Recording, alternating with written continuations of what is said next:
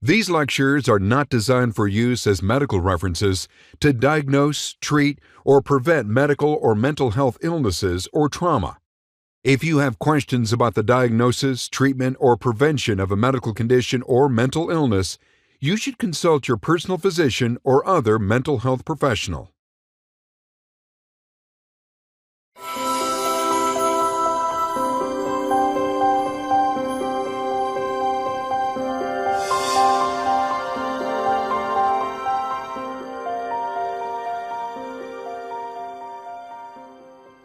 The average American adult spends nearly 3 hours per day on a mobile phone.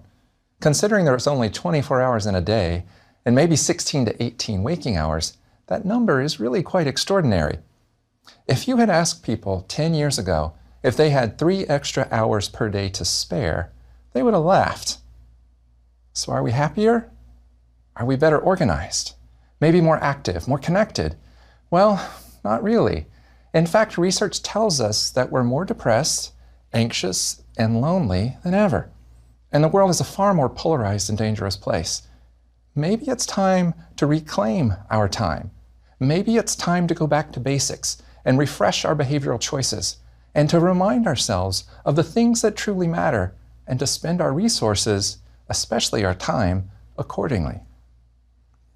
Let's take a deeper dive into one corner of the CBT triangle, the corner that looks at behavior and how behavior, or more simply our activities, affect the way we think and the way we feel.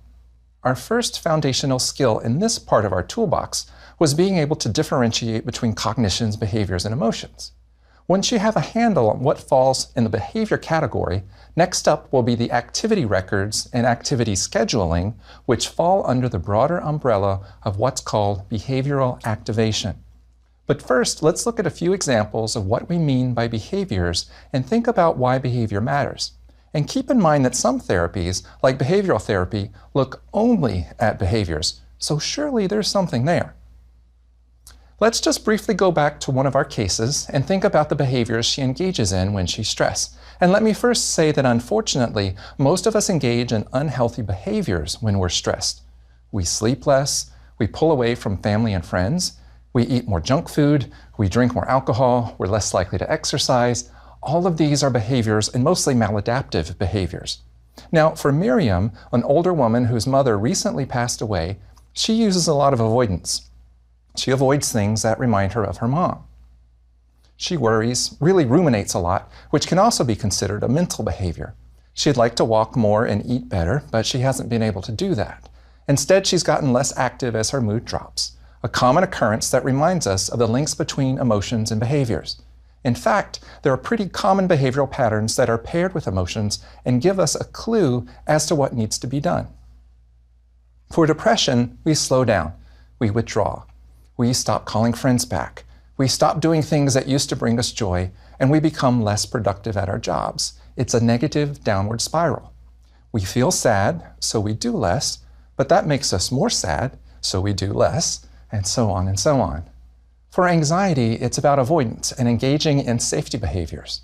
You might avoid social situations that make you nervous, or you might just avoid eye contact in social situations. Whatever your behavioral habits are, the point is to start increasing your level of awareness of the things you do, both big and small, and how these behaviors are related to your emotions.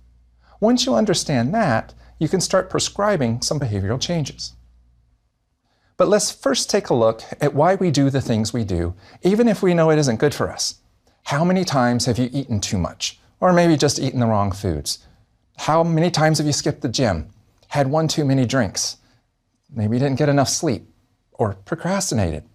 It's easy to beat yourself up and write it off to a lack of willpower or discipline, but that's really just too easy. The drivers of our behavioral choices, and I put that in quotation marks, are complex. And I put choices in quotation marks because we really aren't entirely in control of what we do. What I mean by this is we're almost constantly being nudged and influenced by friends, by families, by businesses, public health officials, neighborhoods, finances, you name it. We still have choice and we can still challenge our behaviors, but it's good to know why this might be a bit difficult sometimes. So behaviors pop up all over the place in both good and adaptive ways, and maybe in ways that aren't so helpful. So let's take out the CBT toolbox and see what tools we're adding. Remember that the two primary compartments in our toolbox are behavioral and cognitive, and the two most proximal targets are emotion regulation and social, occupational, and physical functioning. Some foundational tools thus far have included different types of assessments, self-monitoring, and goal setting. Those are the SMART goals. In this lecture, we're going to add activity records, activity scheduling, behavioral activation, and graded task assignment in the behavioral compartment. Let's start with activity records, which are really just another form of self-monitoring. Here you'll be monitoring your behaviors. As with other kinds of self-monitoring, you don't have to change a thing, not yet, but you do need to write down most of the activities you engage in throughout the day. Then you'll rate your mood on a scale of 1 to 10 at the end of the day. The form of recording activities basically looks like a weekly calendar, one column for each day, and a row for each hour of the day. The bottom row is your 1 to 10 mood rating for that day. Let's take a look at how this tool was introduced to Miriam. And where we often start in cognitive behavioral therapy, we start with behaviors. They're more concrete, they're easier to assess and grab hold of and to maybe make some changes. When you make those behavioral changes, you often see rapid improvements in mood. When you feel better, it's easier to do the cognitive stuff a little bit later. Okay. So I thought our next homework assignment would be having you to pay attention to the behaviors or activities that make up your next week. So we'll do it after you leave today is when it will start, and we'll just have you keep a record of the activities that you engage in. And let me show you what that would look like. Okay. So really it's just a simple calendar. So you have columns that represent each day of the week. Over on the left-hand side you have the hours of the day. So you don't have to fill in every single hour, but just the major activities that I think you engage in. You might want to write down things like got up, had breakfast, commute to work, you're at work all day, if you went to lunch or didn't go to lunch, what you did in the evening times, or what you do on the weekends. All of those could be important in helping us understand what a week looks like for you. Okay. Now, the reason that's important, remember that behaviors influence emotions and vice versa. So we want to get an idea of what those behaviors are. We'd also like to know what your emotion is, your average emotion at the end of the day. So you can see this bottom row here says mood 1 to 10. At the end of the day, you just rate your mood for that day. 10 is it was a perfect mood, great day. A 1 is it's the worst mood imaginable. No right or wrong answer, it's just what was your average mood that day. You don't have to change anything. You don't have to do any activities differently. Just keep a record of them, rate your mood, and bring it back next time. And then we'll look at it and see what kinds of patterns start to emerge. Okay. Okay. What questions do you have about that? The mood, is that for the entire day, like 1 to 10? The mood is for the entire day. Okay. And I know for most of us, actually for all of us, the mood goes up and down and it really changes, but it's just an average. So at the end of the day, as you reflect back on that day, was it a 10? Was it a 5? Was it a 2? It's really, really up to you. Okay. Okay. So homework number 2 is doing what's called an activity record. And you'll just be writing down activities on this form and rating your mood on a scale of 1 to 10. Okay. Sounds easy enough. Yeah, it is easy enough, and I think you might be surprised by what we'd learned from something that seems so simple on the surface. At this point, you should recall the CBT triangle and the relationship between cognition, behavior, and emotion. They're all interconnected with two-way arrows. What Miriam does, her behaviors, will affect the way she feels and how she thinks. We know she's somewhat depressed, grieving, and stressed. Think about what behavioral patterns you might expect to see when she comes back. Let's take another look and see what happened. So why don't you walk me through it? What do you have? Okay, so Monday to Tuesday, I started with work. Then I had a break. Yeah. Then I worked the afternoon. I spent time brushing my cats because they all need to be brushed.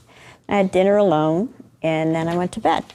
So on Tuesday, I went for a walk, and I read a book before I went to bed. Okay. So that day I felt better than I did on Monday.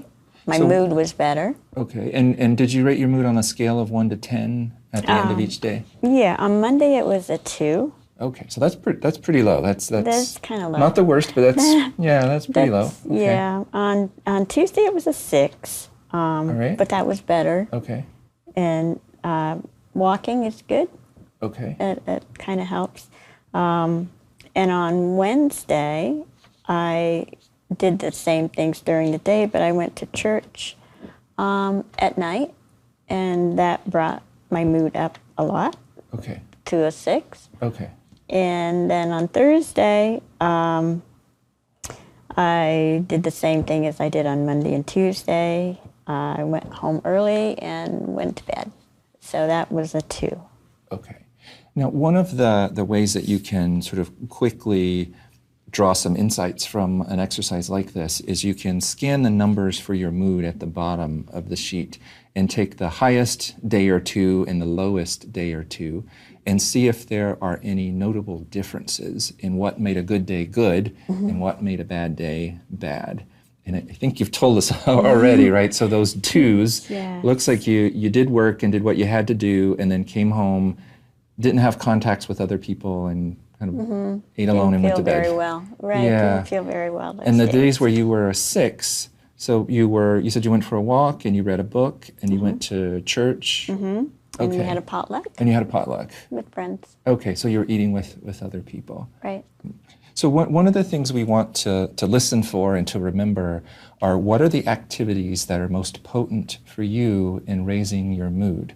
So if we were to start creating a list, and I know this is just 1 week and that's just a couple of examples, but if we were to start creating a list of what sorts of things lift you up, what could we put on that list at this point? So this clip gives you an idea of how the data are used. It helps us to identify potent activities that might help. It also helps us see potential openings where we can add in more activities. The activity record also does something more subtle yet still powerful. It starts giving Miriam a sense of power, of agency, and control over her behavioral choices. By linking her behaviors to her mood, she also starts to see that she has some control over her mood. I could have just told her that, but having her experience it for herself was far more powerful. The next skill I'd like to add to our toolbox is activity scheduling, the logical and maybe obvious next step after activity records. It uses the same form, but now you will prospectively schedule activities. You start small and always monitor any effects the activity has on your mood, hopefully raising your mood higher. Remember that we're nudging the summative effects of a lot of activities over the course of the day. No single activity is going to be magical, but a lot of small activities can really add up and boost your mood to a higher level. So how do you go about choosing an activity? I like to use the analogy of nutrition and the need to have a balanced diet. Too much of any one thing can be problematic. Do you have a balance of things you want to do and things you have to do?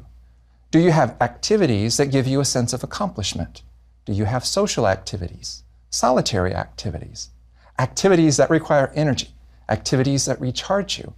And as nearly with all of our tools, you'll try it out and you'll see if it works. If not, you'll just try something else. Just a couple of words of warning. In general, fillers are not mood enhancing. And by fillers, I mean things like binge watching on Netflix, surfing on YouTube, or scrolling through Facebook. They pass the time, but they really don't lift your mood or give you meaning. Don't believe me? Again, do the experiment, try it out, and see what happens. Look for those more potent activities that popped up on your activity record. Let's see where Miriam went with this. We're going to take it up to the next level, and we're going to do something called an activity schedule, or sometimes when you read about it, they call it behavioral activation, where we're trying to get you to be more active in terms of the things that you do. That doesn't mean a lot of energy, right? You don't have to go run any marathons, unless you want to. but we want you to, again, think of those open spaces and then think of those potent activities that you can schedule into those open spaces so that overall we see that there's a mood lifting effect. Okay. How does that sound? It sounds good. I'm not, I need motivation to do things. And sometimes that's a task in itself. Absolutely, absolutely. And I love how you're always a step or two ahead and sort of thinking about procrastination is going to come up or motivation is going to come up, and that's very realistic. And it's one thing to say, oh, I found some good activities and some good times to do them. It's another thing to actually do them, right? To get yourself in the moment, to leave your safe, quiet, comfortable home and go to the potluck, or call a friend, or go for a walk when your knees hurt, right? It becomes harder to find the motivation. So what we'll do is we'll think of just a small handful of activities to schedule in advance for this next week. Okay. And then we're going to anticipate obstacles that might come your way, because they come up for everybody. And motivation or feeling unmotivated is one obstacle. So why don't we think about, if you're thinking of evenings and weekends for this coming week, why don't we pick maybe 2, 3 activities that you could schedule. We want them to be realistic, right? So no, a trip to Hawaii would be great, but that's probably not going to happen in the next week, right? So what would be like a couple of probably positive activities that you could do in the next week? Positive activities in the next week. Yeah. And you might think about things that you used to do that you enjoyed, whether it's movies or listening to music or. Yeah, and maybe a movie, but then I would be by myself too. So. And that's an obstacle that comes up, right? So I'm gonna write down just the possibilities, right? And we're just brainstorming here. So going to the movies is one. What else?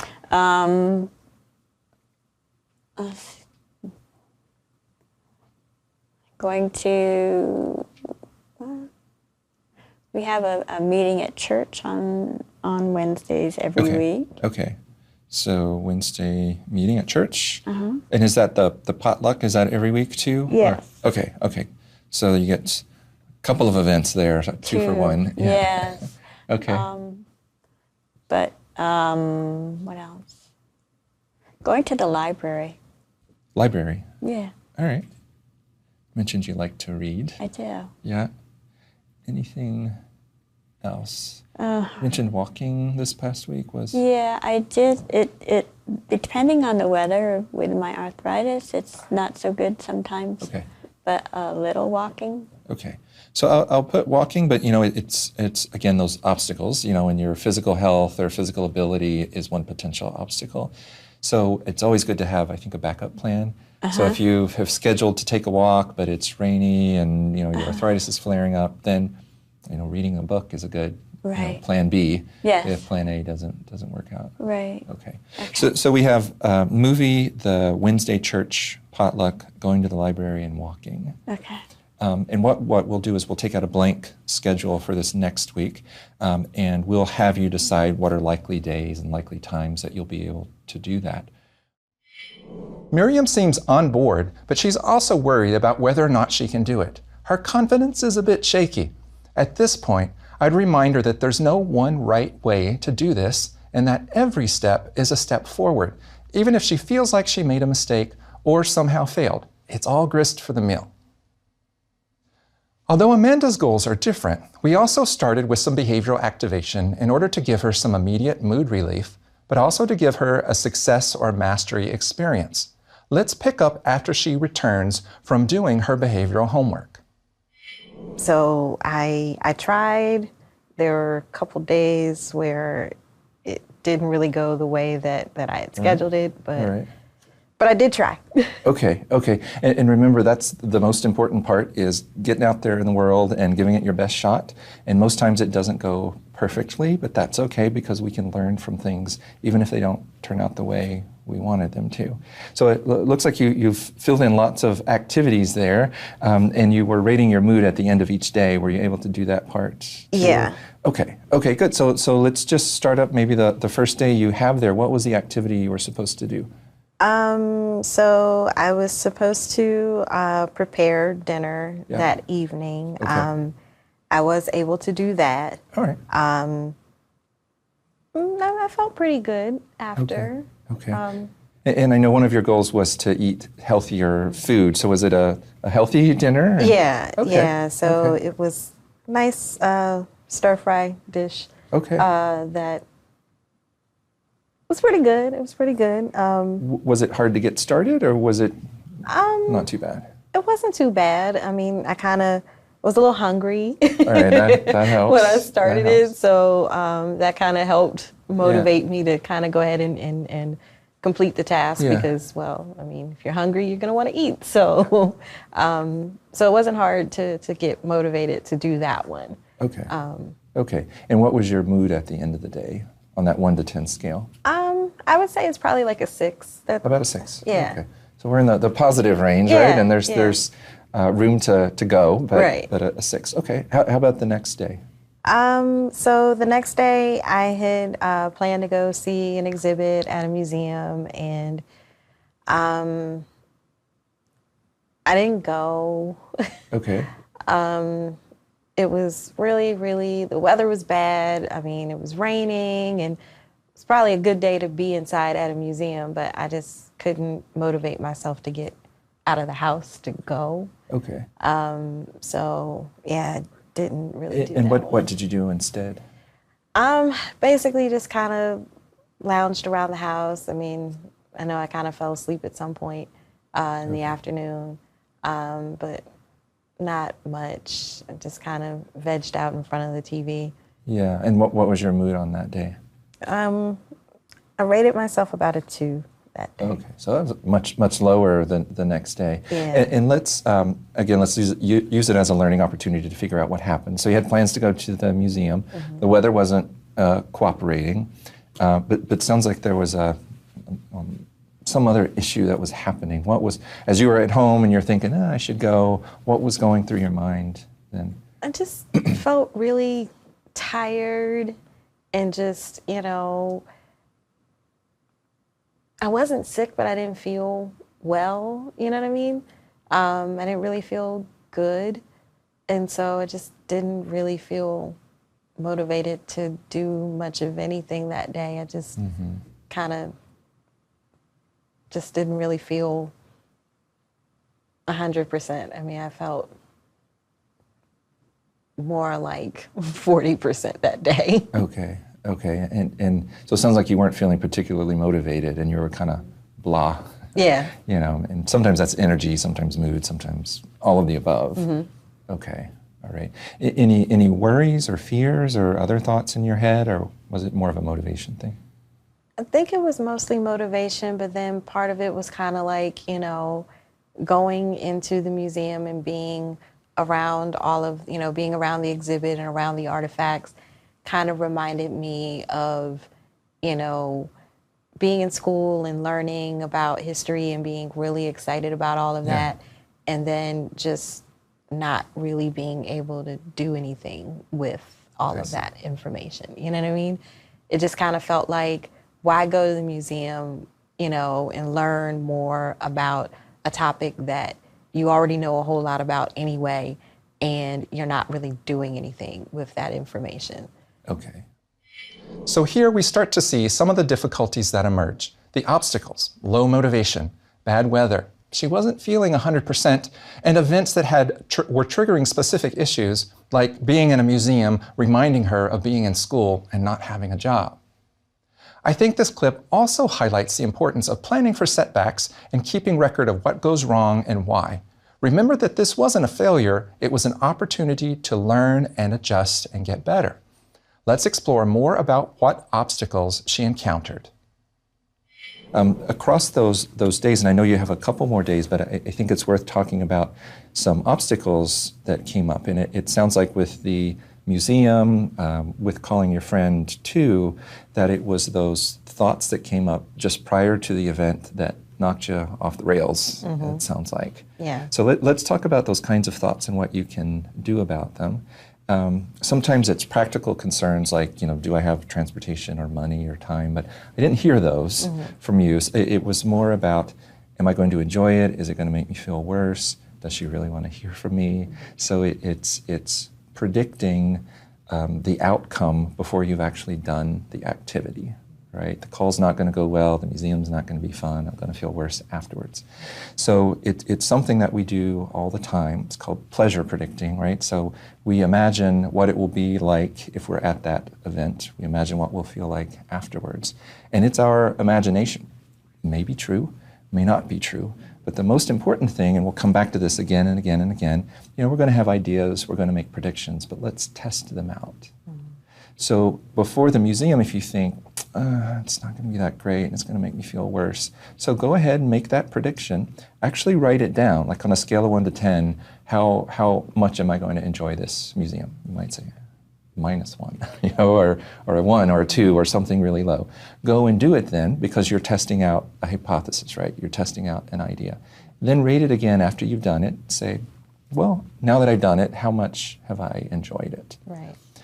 And I'll tell you that many times people's predictions not the same as what happens afterwards, but I don't want to stack the decks, but maybe for the next week as you're doing an activity, those thoughts are going to bubble up and say, okay, make a prediction, let's write it down, and then let's test it out and see if it's true or not. Okay.